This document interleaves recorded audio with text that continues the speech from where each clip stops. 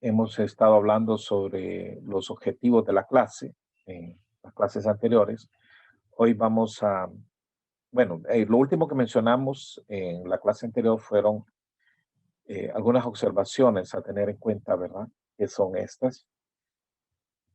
Eh, la clase pues integra conocimientos previos adquiridos en otras clases. Por eso es que la ubicación de la clase es en un ciclo ya más adelante, aun cuando los requisitos son específicos, se asume que el alumno ya maneja algunos conceptos por el ciclo en que está, ¿verdad? Y bueno, aquí necesitamos tener los conceptos estos básicos. Si acaso algunas de estas cosas no están del todo adecuadas, el alumno tendrá que cubrir, ¿verdad? Estudiar todo esto, porque si no, la clase va a quedarle un tanto mutilada, ¿no? Porque lo que vamos a hacer es integrar ese conocimiento para construir sobre esa base otro conocimiento. Y entonces está todo el asunto de electromagnético, ¿verdad? Que incluye las ondas, ¿verdad? Básicamente estudiaron ondas planas, el asunto de la polarización, el tema que tiene que ver con las reflexiones. Todo eso es parte de una base electromagnética que debe estar totalmente clara, ¿no? Y está todo las ecuaciones de Maxwell y todas las leyes pertinentes que se aplican la teoría electromagnética también deben estar claras. Aparte de eso, tenemos temas de estadísticas, la teoría de probabilidad es importante, algunos métodos matemáticos, también todo este asunto de ecuaciones diferenciales y todo eso, son bases que nosotros tenemos que tener adecuadas para poder abordar estos temas. Nosotros en la clase, lo que vamos a tratar es una introducción al tema de la propagación. Realmente esto es mucho más de lo que vamos a lograr ver en clase, ¿verdad? Y incluso es más profundo y es una cantidad de literatura que hay sobre este tema. Hay, digamos, bastantes investigaciones, hay documentos, referencias de organismos internacionales que en determinadas situaciones un ingeniero debe de familiarizarse con ellas, por lo menos familiarizarse, eh, digamos, lo pertinente que pueden ser algunas recomendaciones para que en determinado momento las tenga que recurrir a ellas y estudiarlas a fondo o estudiar su aplicación práctica. Y ya esos son aplicaciones prácticas, ¿verdad? Que tenemos en, en lo que llamamos recomendaciones, por ejemplo, de la Unión Internacional de Telecomunicaciones. Entonces uno tiene que tener capacidad integradora, ¿verdad? Porque las clases en general no logran agotar el tema. Así que esta menos, como otras, también usted va a encontrar que no logra agotar el tema. Entonces espera que el ingeniero tenga una actitud de una formación continua, de un estudio continuo. Sí va a ser un ingeniero que va a estar preparado para los desafíos que tenemos en estas épocas, en esta situación que estamos ahora, donde es muy importante sus competencias. O sea, que usted esté familiarizado, que usted conozca de eso. Entonces, nosotros pretendemos con el curso darles toda una visión panorámica, ahondar en algunos temas, no en todos, y prepararlos para que puedan profundizar en el futuro. Muy bien. Bien, esto que estamos hablando, sin embargo, estas bases son de las básicas de sus clases, ¿no? Bien, aquí entran otros conceptos que vamos a tener que familiarizarnos también, que están relacionados con la propagación. Como les dije, esto integra varias clases. Tenemos todo este tema de comunicaciones, por ejemplo, es un tema importantísimo, dado que este es un segmento del, del sistema, ¿no? Este es solamente una parte. Estamos hablando específicamente de las comunicaciones inalámbricas, pero de los extremos tenemos las antenas y tenemos el sistema de comunicación. En el sistema de comunicaciones nos interesan los sistemas de modulación digital, dado que eh, necesitamos ver ciertas características que va a tener este sistema para poderlo acoplar a nuestra propagación. La red de paquetes es importante. Sí, han llevado algunas clases que les expliquen toda esta red de paquetes, dado que los sistemas modernos se basan en paquetes. ¿Verdad? Esto es crítico. La parte de la modulación también la necesitamos familiarizarnos, especialmente estamos hablando de las modulaciones de tipo digital. Aquí entran las clases de comunicaciones y otras clases que creo que tocan un poco de esto. El tema del ruido es importante también. Esto tienen que tener un concepto bien claro.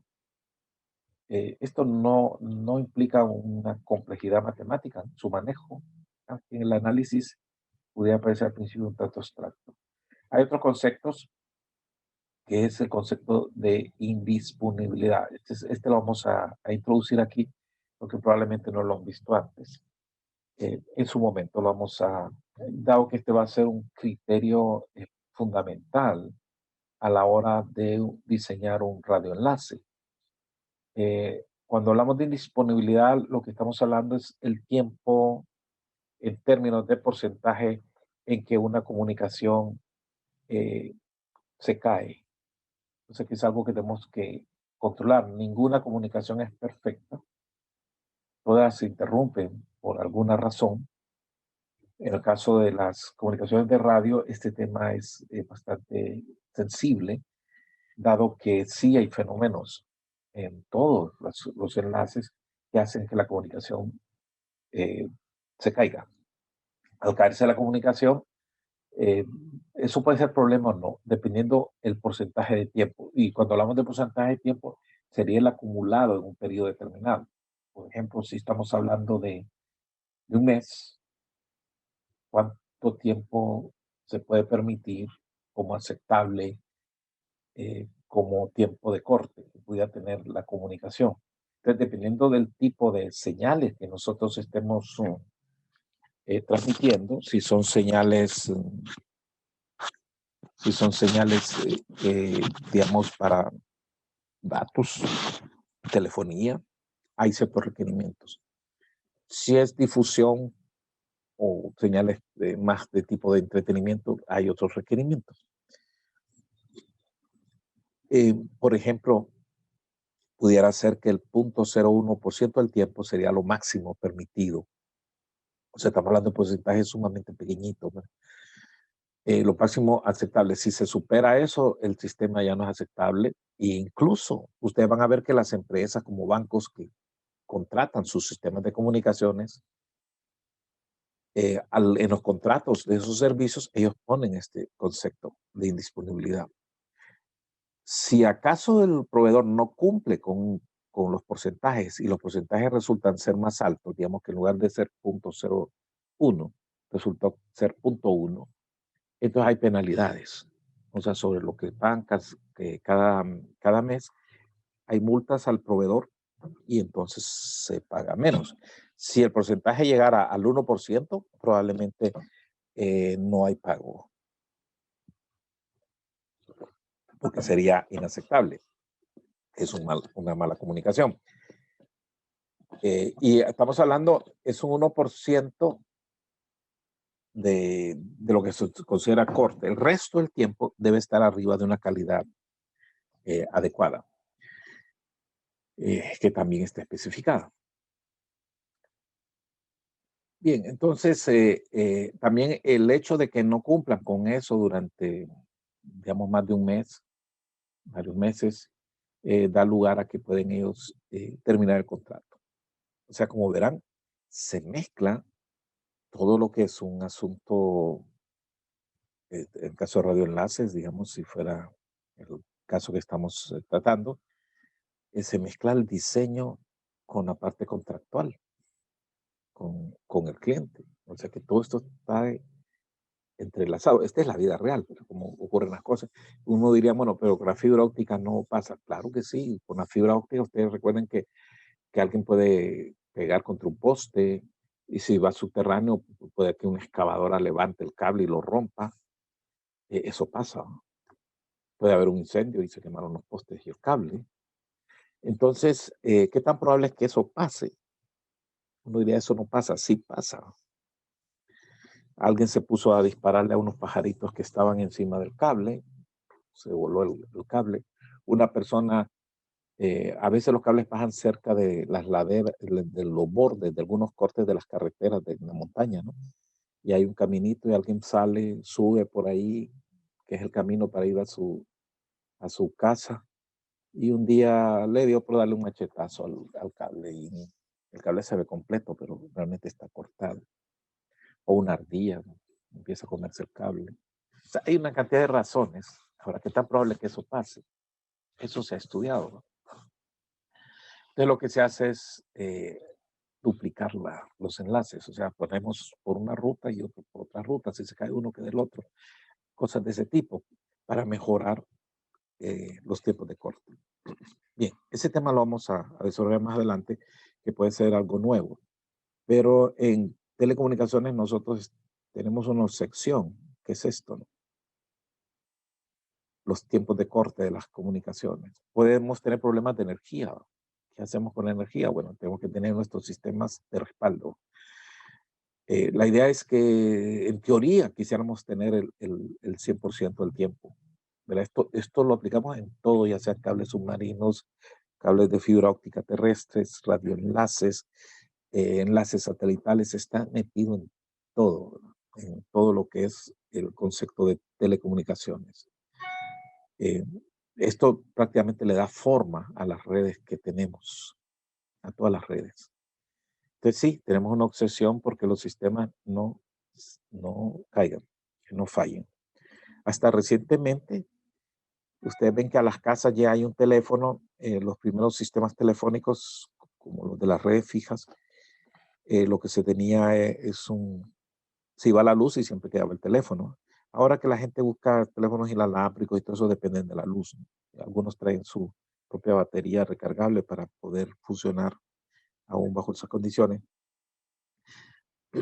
Pero normalmente en las casas, digamos, todos estos sistemitas a casa, directamente a casas, tienen sistemas de energía que se va la luz y se va toda la comunicación. Eso no pasaba con los primeros sistemas. Eh, claro, no es lo mismo el requerimiento de una casa que el requerimiento de un banco o una empresa. Ahí, pues sí, le proveemos sistemas de energía ininterrumpidos como norma, no es opcional, debe de hacerse.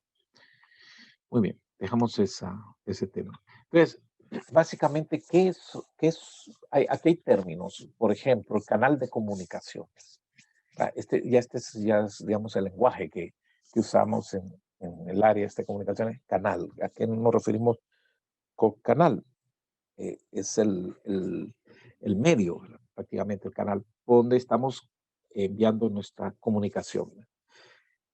Canal de comunicación, aquí usted lo ven que está desde una fuente hasta un destino. Estamos hablando una fuente de información.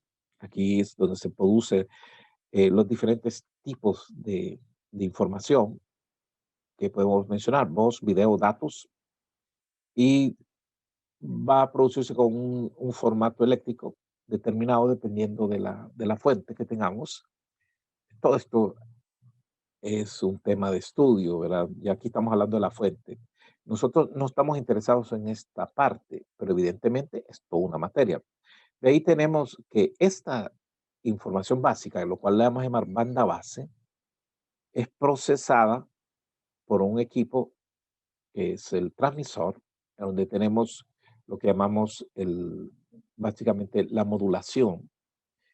Y después tenemos un proceso de ponerlo, en el caso de los sistemas de radio, de trasladarlo a la frecuencia de operación con que vamos a transmitir. O sea, primero modulamos y después elevamos la potencia a una frecuencia específica donde se va a transmitir nuestra señal. Bueno, todo este proceso le llamamos, todo este equipo, son dos o varios equipos, esto es lo que llamamos el transmisor. Puede ser de técnica analógica o técnica digital.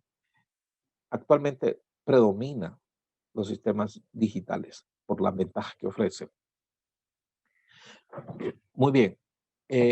A continuación de la señal va a tener que aplicarse a un dispositivo En este caso es la antena.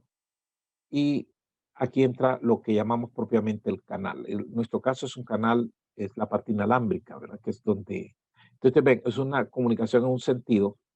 Dentro de este canal se van a producir algunos fenómenos que son importantes teniendo en vista la recepción. La señal que se debe recibir aquí debe ser en lo posible idéntica a la señal que se transmitió, pero entre que se entrega al canal y sale del canal, aquí van a ocurrir varios fenómenos.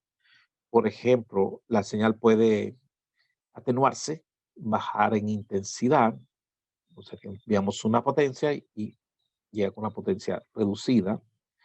Puede ser que también aparezcan señales extrañas como el ruido. El ruido va a estar presente y se va a sumar a la señal. O sea que ahora tenemos la información más una señal interferente, puede ser de otro sistema o puede ser de origen natural. A el de origen natural le llamamos ruido. Tenemos varias fuentes de ruido, fuentes naturales, fuentes humanas, tenemos interferencias, etcétera. Todo se sumaría y el problema que puede haber es que si esta señal es muy débil frente a las señales no deseadas, que son estas, va a ser difícil determinar cuál es la información y cuál no es la información. Entonces el sistema pudiera ser incapaz de recibir la información. Aquí necesitamos intervenir para que esto no ocurra. O sea que siempre la señal deseada, la información, esté muy por encima de los valores que puede tener las otras señales que van a estar presentes. Esto no lo podemos evitar. Esto todos los sistemas que existen tienen que enfrentar este tipo de situaciones. Entonces, aquí entra la parte de ingeniería. Por eso la importancia de entender estas fuentes y entender esto para poder comprender cómo hacer, cómo trabajarlo, identificar las fuentes para tratarlo de reducir lo más que podamos y incrementar las potencias de nuestra señal. Bien, en el lado receptor se va a hacer el proceso inverso que hizo el transmisor. Vamos a demodular la señal y entregarla al destino. El destino tiene que ser una señal lista para ser utilizada. Por ejemplo, la señal que se le aplica directamente a la pantalla de un televisor, la señal que llega a un teléfono, ¿verdad? O las que llegan a una computadora. Ya están listas para ser utilizadas. Tuvimos que quitarle todo todo el procesamiento y todas las adiciones que fueron necesarias para poderla transmitir. Ahora, aquí estamos hablando de una fuente y un destino. El canal siempre tiene un sentido, ¿verdad? Sin embargo, en cierto tipo de comunicaciones, nuestras comunicaciones son de tipo bidireccional. Por ejemplo, las comunicaciones telefónicas son de tipo bidireccional. Entonces, tendríamos que tener una réplica de este sistema, pero en dirección opuesta. Entonces, prácticamente ocupamos dos canales, un canal de ida, un canal de regreso. El conjunto del canal de ida y el canal de regreso es, en términos de telecomunicaciones, lo que se llama como circuito de comunicación. El circuito de comunicación, entre comillas, lo pondríamos, ¿verdad? No es un circuito eléctrico en el sentido de la clase de circuitos, sino que aquí estamos hablando de un circuito, es el conjunto de los dos canales, ida y regreso. Normalmente todos los sistemas que usamos ahora, que son de tipo direccional, por ejemplo, usted recibe en internet en su casa, el sistema tiene que ser direccional porque el internet tiene esa propiedad. Su sistema celular también tiene que tener comunicación bidireccional. Entonces, su celular tiene esto, ¿no? Tiene su transmisor, receptor. ¿Okay? La antena que tiene el celular, que no la es visible, pues está ahí adentro una antena, transmite y recibe simultáneamente. Nosotros en el mismo teléfono tenemos un micrófono, que sería la fuente, y tenemos de este lado tendríamos un micrófono y un auricular, ¿ok? Conectado aquí a un receptor, o sea, tendríamos todo esto a la inversa, ¿no? Los dos canales. Y tendríamos una vía por la cual se va la señal hacia arriba, hacia la celda, y otra vía que la señal regresa. Bien, podríamos decir, este es el concepto básico de lo que es un sistema de comunicación. Esto lo tenemos que tener como la ley de Ohm en nuestra cabeza. Pues esto, cada vez que lo veamos, lo debemos de entender, comprender que esto viene de la clase de comunicaciones. Continuando, podemos entrar a más detalles. Vean ustedes, vamos a ver cómo hacer con esto para poderlo ver. Esto es lo mismo anterior con los detalles, con más detalles. Vamos a ver si puedo ampliar esto. Me disculpan que estoy un poco afónico.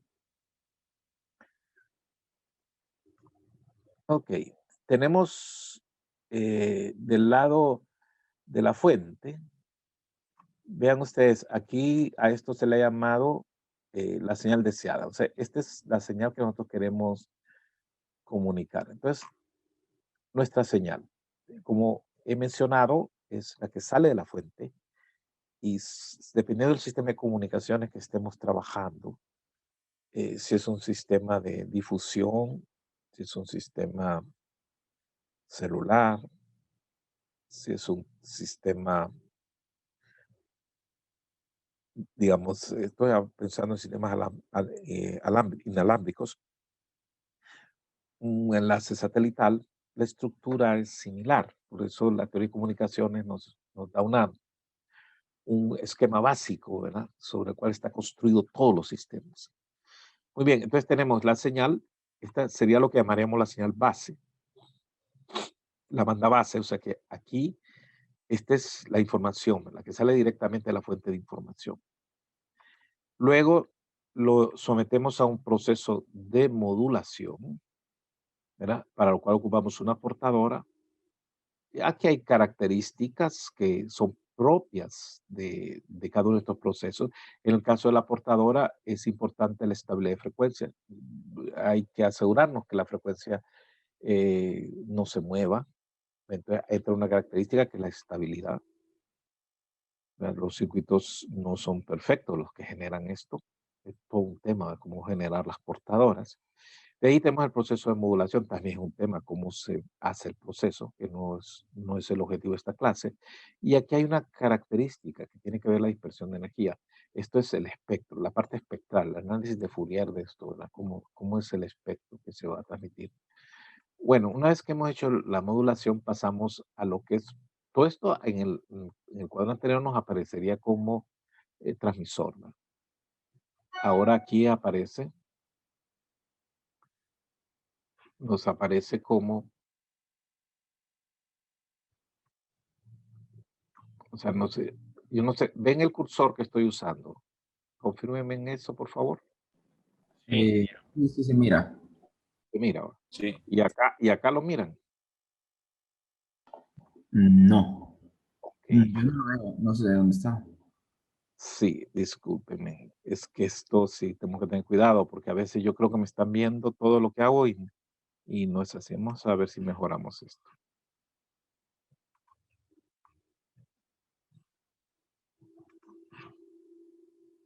Una manito aparece, ¿verdad? Sí, mira. Bien, no puedo cambiar el tipo de cursor porque es propio de aquí del programa este. Bueno, muy bien. Entonces pasamos de este punto, pasamos al proceso de modulación, pasamos al transmisor. ¿Qué objetivos, qué elementos son aquí críticos en el transmisor? Bueno, la potencia, es la potencia que vamos a aplicar a la antena.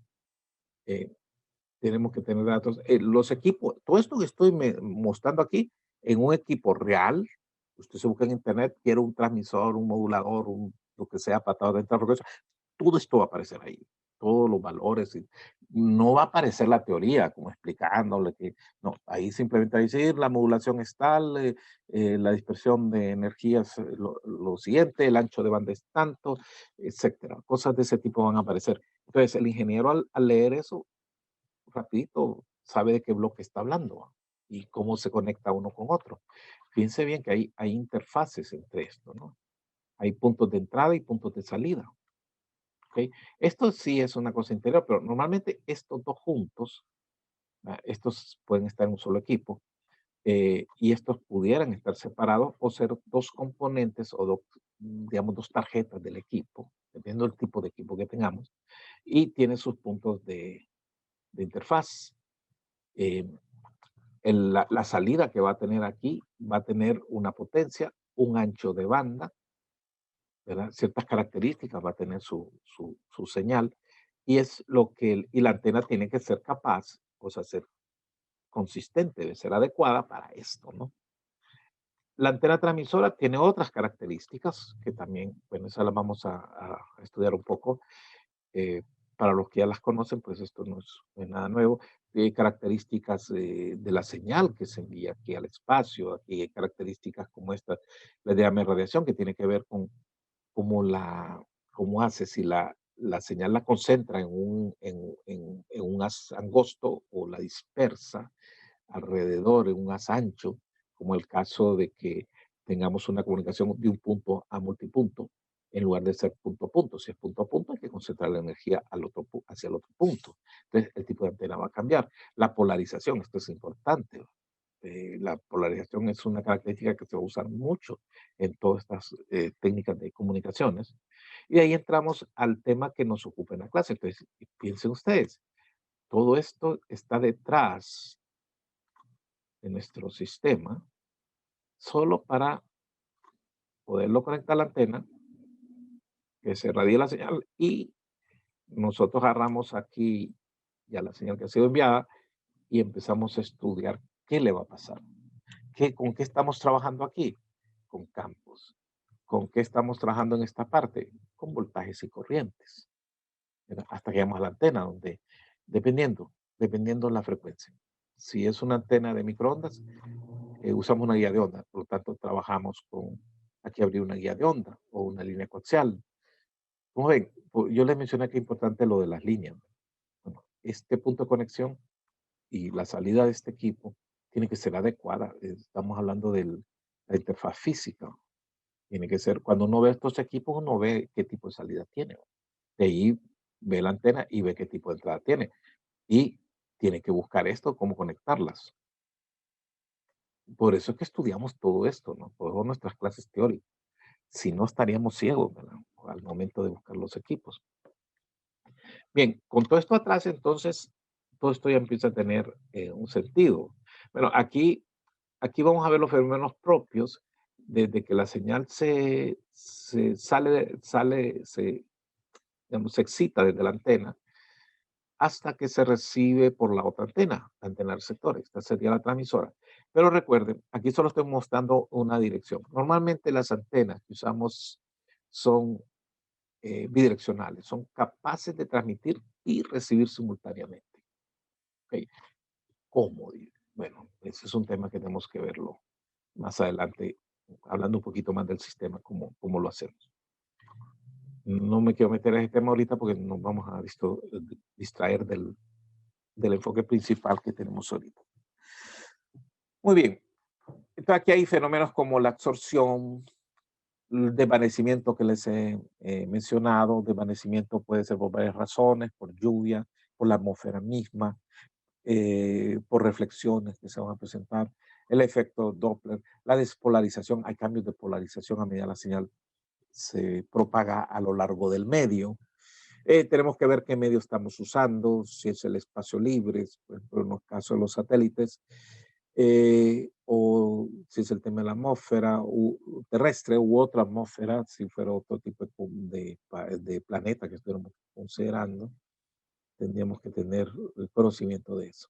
Bien, una vez que atraviesa el medio de propagación, llegamos a la antena receptora. Pero en la antena receptora también llegan estas otras fuentes, ¿no? Puede ser el ruido, de lo que estamos hablando, de fuentes naturales. em, Puede ser fuentes naturales. Y aquí lo que podíamos ver, donde se originó y cómo se propagó su densidad espectral, porque puede ser que tenga la misma banda que esta señal que estamos enviando aquí, que es la señal deseada, la que indicamos. Ahora bien, también podemos tener otra situación. Resulta que hay otro sistema cercano. Vean, este es el sistema 2. Este es otro sistema que va para otro lado. Y entonces tiene el mismo proceso, nada más que trabaja probablemente en una frecuencia parecida, con características parecidas, y bueno, y sigue todo el mismo proceso, y también llega a la antena. O sea que la antena le está llegando tanto el ruido como las señales que se propagaron, ¿verdad? Desde otro sistema. Esto se le llama interferencia y le ponemos una I, señal de interferencia, ruido, y la S sería la señal deseada. Todo esto entra al sistema receptor. El sistema receptor, él va a trabajar adecuadamente dependiendo de la relación que hay entre la potencia de esta señal y la potencia del ruido y la potencia de la interferencia. Entonces aquí tenemos C es la potencia de la señal deseada, N sería la potencia del ruido. Esta se llama relación señal a ruido, pero en el punto de entrada. El C otra vez, interferencia. Entonces, esto tiene que tener ciertos valores, ¿no? Si estos valores son muy bajos, el receptor no va a poder hacer su trabajo adecuadamente. Y lo que vamos a obtener es una señal que no tiene la calidad requerida. Todo esto está estandarizado y uno tiene que asegurarse por el estudio de la propagación que esto se cumpla, ¿no? Que esto funcione bien. Bueno, salimos del receptor. Normalmente lo que tenemos aquí, vamos a ver, aquí tenemos una señal de banda base, aquí tenemos lo que llamamos frecuencia intermedia y aquí lo que llamamos radiofrecuencia. Perdón, repito, más acá. Banda base, después de la modulación sale frecuencia intermedia y después del transmisor sale radiofrecuencia, frecuencias de radio, las que se mandan al espacio. O sea que aquí hay una subida de frecuencia, ¿verdad? Es más fácil trabajar en frecuencias más bajas del proceso de modulación, por eso se escoge este tipo de modelo, que es el que se ve básico en todo sistema de comunicación. Se modula a frecuencias más bajas, o sea, se sube la frecuencia. La banda base es la información básica, se modula con una portadora que tiene una frecuencia que no es la que sale al espacio, sino una más baja. Se saca una señal que se le dice que es de frecuencia intermedia y luego en el transmisor lo que hacemos es subirla. Digamos, aquí sería microondas, en el caso de un enlace de microondas. Entonces, del lado del receptor, el proceso es inverso. Recibimos de la antena radiofrecuencias, entramos al receptor, sale otra vez frecuencia intermedia y eh, tenemos aquí se ponen dos etapas, eh, pero esto realmente lo que está hablando son sus características, ¿verdad? La estabilidad, la selectividad. O sea, hay que seleccionar, aquí llegan un montón de señales y tenemos que filtrar la que nos interesa y luego pasamos al demodulador. Una vez que ya hemos recibido y filtrado, eh, seleccionado, tenemos, entramos al demodulador y tenemos la señal recibida. Fíjense bien, aquí al lado del demodulador volvemos a hablar otra vez de la relación entre la señal, pero aquí es la señal base, esa es la señal base. Sobre el ruido, es ya demodulado, o sea, no es lo mismo esa relación a la entrada que después del demodulador.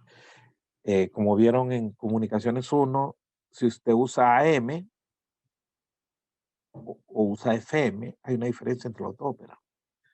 Que la relación señal-ruido a la entrada del AM y la del demodulador, en el caso de que fuera AM, que no es lo que vamos a usar nosotros, es lo que es digital, pero la relación señal-ruido que tenemos a la entrada, en un caso de AM, y la que sale a la salida,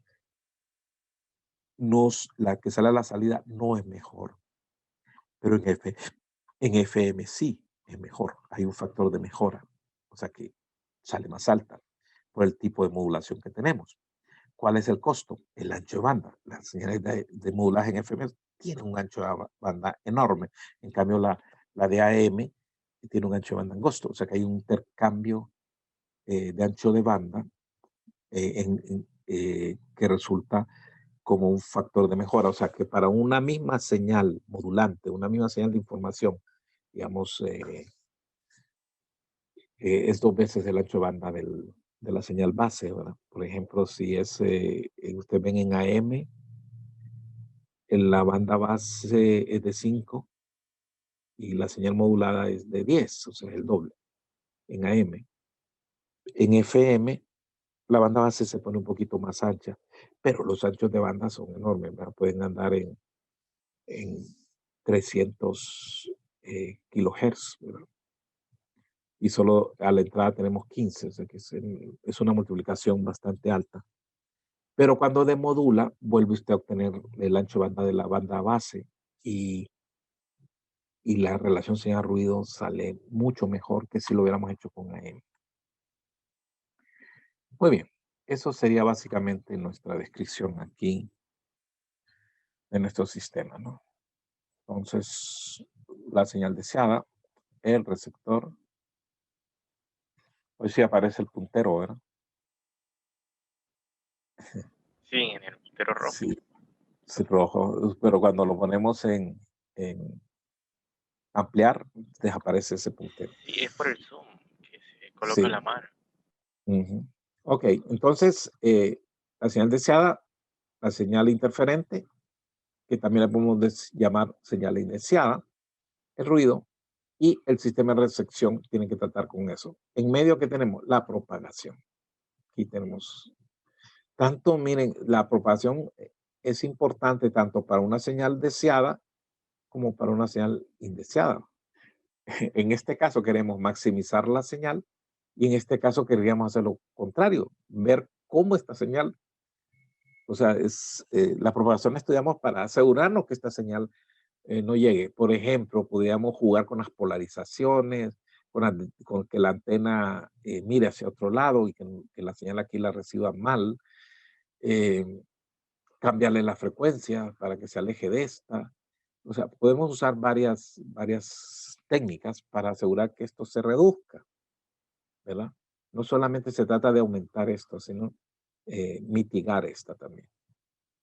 También puede ser que, y esto lo hace, digamos, la oficina reguladora, porque hay un tema aquí que está involucrado en el uso de la frecuencia, es que hay una regulación, hay una autoridad que autoriza, para la redundancia, que es la que autoriza las licencias para el uso de frecuencia. Entonces ellos cuando alguien le pide un enlace por aquí y otro operador pide otro enlace, entonces ellos cuando dan la licencia tienen que analizar esto, ¿verdad? Que el nuevo que va a entrar no va a interferir al antiguo. Porque uno como operador no tiene control de este sistema, porque es de otro dueño, pues, digamos. Si fueran de uno, pues no hay problema, uno mismo hace los controles aquí. Entonces el regulador lo que hace es que si esto no se puede, si no fuera posible hacer operar esto frente a la presencia de este otro enlace, simplemente no le daría la licencia, le diría que no, porque no va a funcionar bien. O sea, ellos hacen un estudio previo. Claro, le van a decir, va a tener que usar una polarización determinada, va a tener que usar una frecuencia que nosotros le estamos diciendo. Los sitios tienen que estar ubicados en el sitio que usted dijo, no otro, porque si usted se mueve, entonces vamos a ver el problema, etcétera. Todo ese tipo de consideraciones, ¿no? Para evitar la interferencia. El tema de las interferencias es un elemento importante en el estudio de nuestros radioenlaces. Bien. Bien, aquí viendo, vamos a ver, esta figura es más de tipo ilustrativo, más que una descripción física del fenómeno. Es una estilización, digamos, del fenómeno.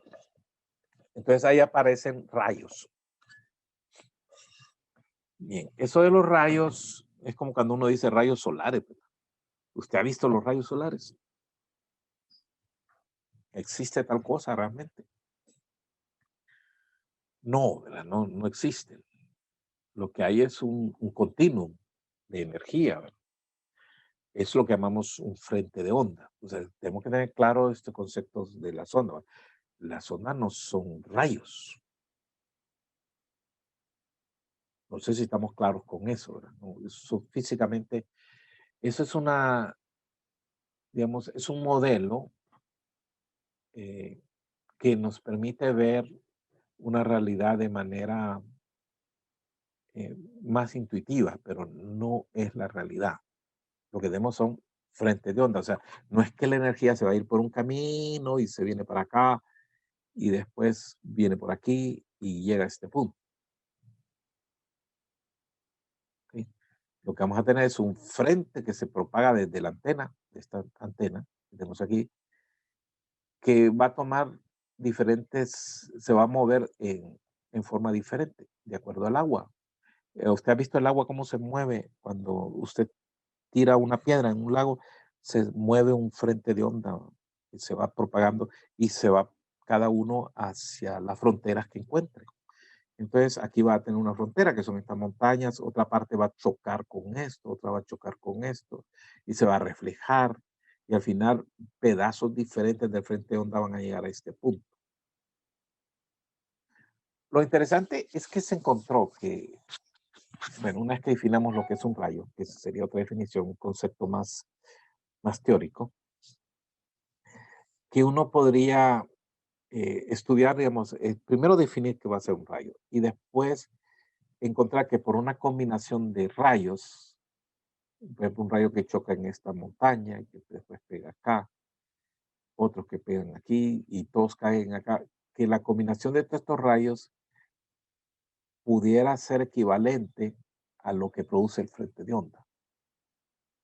Eso hay todo un asunto teórico bien complejo y en cada caso es, entre más complicado sea el problema, más complejo es el análisis para demostrar eso. Entonces, se demuestra en casos sencillos y se extiende a casos más complejos. Eh, se encuentra que sí, que se pudiera este modelo teórico usar para obtener el caso real. ¿Qué tendríamos? O sea, lo que tendríamos por todo este fenómeno que se va a dar de choques y contrachoques y sumas de trayectorias diferentes, lo que se va a dar es que a veces, bueno, esto varía no solamente, no es fijo, ¿verdad? No, que varía con la condición atmosférica. La represión puede estarse moviendo de un punto a otro.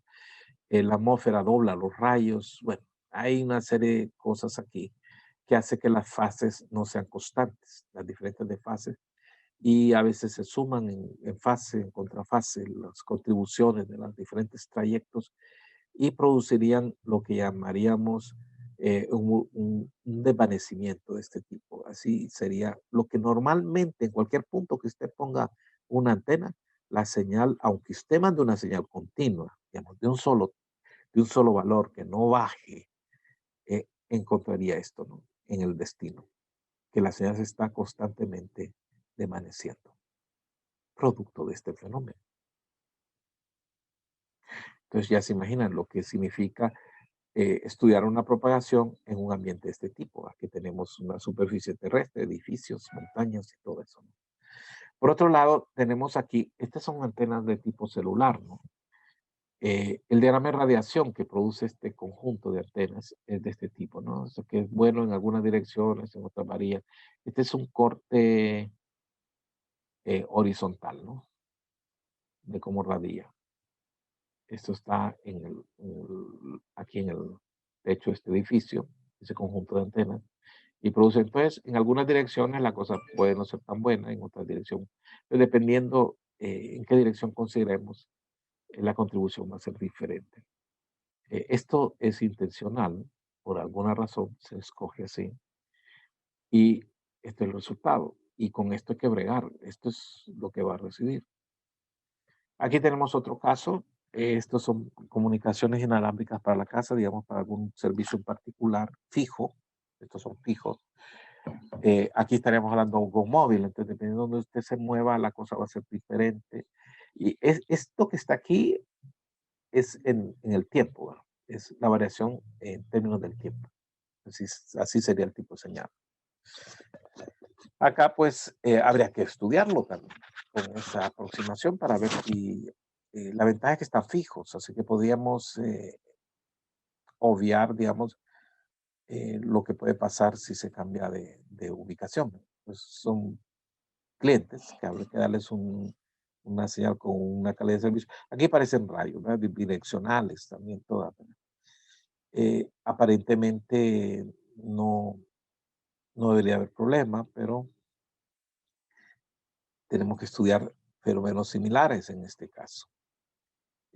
Aquí hay repetidores. Ven, estos son enlaces punto, multipunto, que son los puntos cualquiera, podemos querer ver. O tenemos estos que son punto, punto. En este caso, habría que ver el impacto de las reflexiones, etcétera, si son cosas a considerar o no. Bien, entonces el medio, vamos a ver, nos queda un poco de tiempo. El medio de transmisión, pues es básicamente es el espacio, ¿verdad?